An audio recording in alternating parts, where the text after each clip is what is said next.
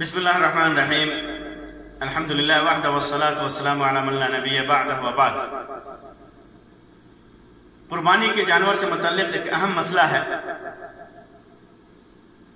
کہ جیسے بکری ہے، اونٹ ہے، گائے ہے، اس کے پیٹ میں اگر بچہ ہے، اونٹنی کے پیٹ میں بچہ ہے، گائے کے پیٹ میں بچہ ہے، یعنی گابھن ہے، تو کیا اس جانور کی قربانی کر سکتے ہیں؟ علماء کے درمیان اس سلسلے میں اختلاف ہے۔ جمہور اس بات کی طرف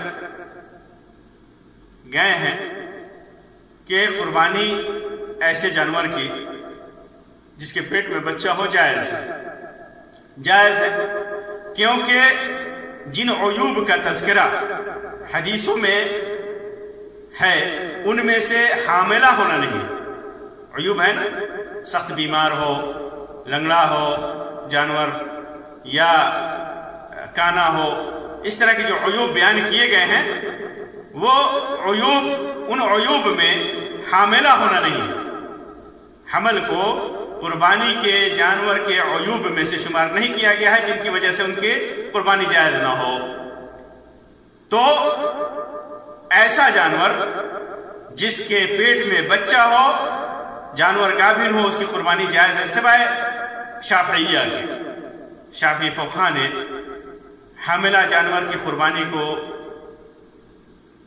ناجائز قرار دیا ہے، منع کیا ہے کہ ایسے جانور کی قربانی نہیں کرنی چاہیے، لیکن حدیثوں میں اس سے کوئی ممانعت ثابت نہیں ہے۔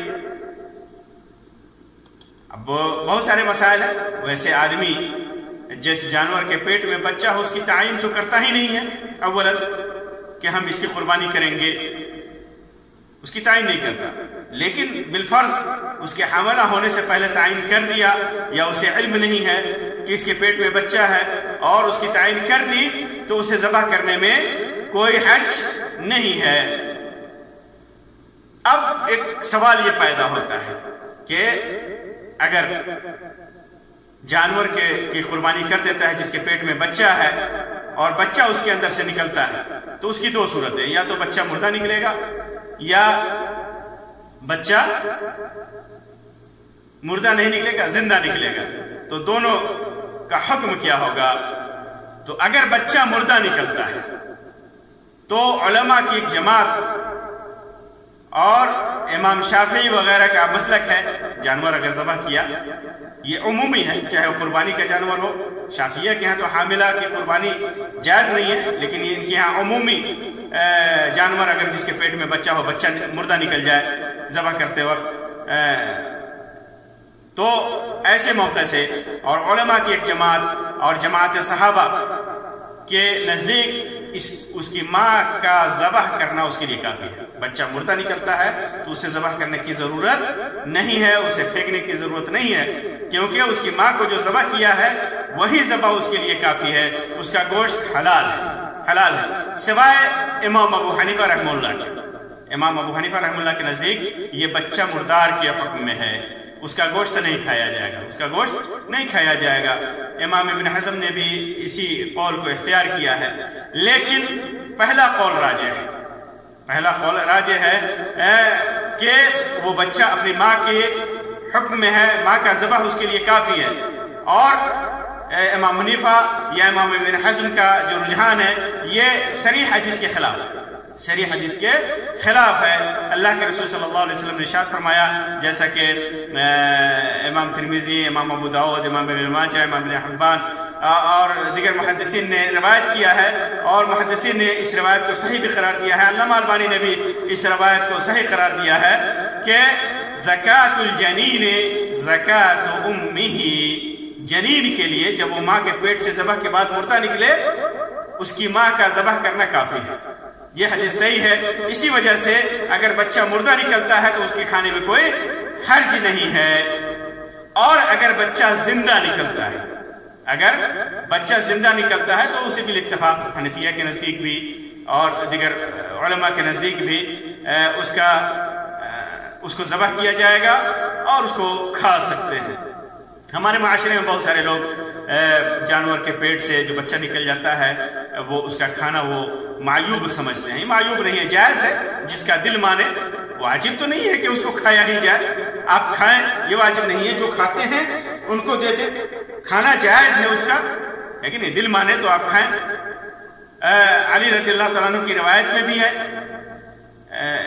ترمذی کے اندر کہ اس کو کھایا جائے. ایک مسئلہ اس سلسلے میں ایک یہ بھی ہے کہ اگر قربانی کے لیے متعین جانور نے کوئی بچہ دے دیا، متعین جانور متعین کر دیا یہ قربانی کے لیے، پھر اس جانور نے بچہ دے دیا، تو اس بچے کا کیا حکم ہوگا؟ تو واضح ہے کہ تمام امور میں بچہ اپنی ماں کے حکم میں ہوگا. تمام امور میں اسے قربانی کی جائے گی، ماں کے ساتھ اس کو ذبح کیا جائے گا. اور اسے بھی جس طرح ماں کے جیسے گائے ہے یا اونٹنی ہے، شراکت میں ہے، جتنے آدمی شریک ہیں وہ بچہ بھی اتنے آدمی اس کے ساتھ ہی اس کو ذبح کیا جائے گا. جو حکم جس گائے کے گوشت یا اونٹنی کے گوشت کا جو حکم ہوگا تقسیم کے سلسلے میں، یا جتنے بھی شریک ہیں اس کے اندر شرکا ہیں، ہر چیز میں وہ اونٹنی کے تابع، اپنی ماں کے تابع ہوگا وہ بچہ. اور اگر تعین سے قبل پیدا ہوا ہے، تعین نہیں متعین نہیں کیا ہے کہ اس جانور کی قربانی کرے گا ہی، اور اس سے پہلے ہی بچہ پیدا ہو گیا، چاہے چند لمحے پہلے پیدا ہوا ہو، تو اس کا مستقل حکم ہوگا، وہ اپنی ماں کے تابع نہیں ہوگا.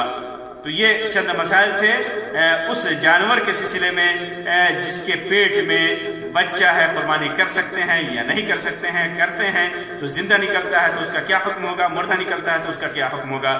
اللہ تبارک و تعالی ہمیں کتاب و سنت کے مطابق عمل کرنے کی توفیق عطا فرمائے اور ہمارے اعمال کو قبول فرمائے. آمین یا رب العالمین. وآخر دعوانا ان الحمد للہ رب العالمین، وصلی اللہ علی خیر خلق وسلم، والسلام علیکم ورحمۃ اللہ وبرکاتہ.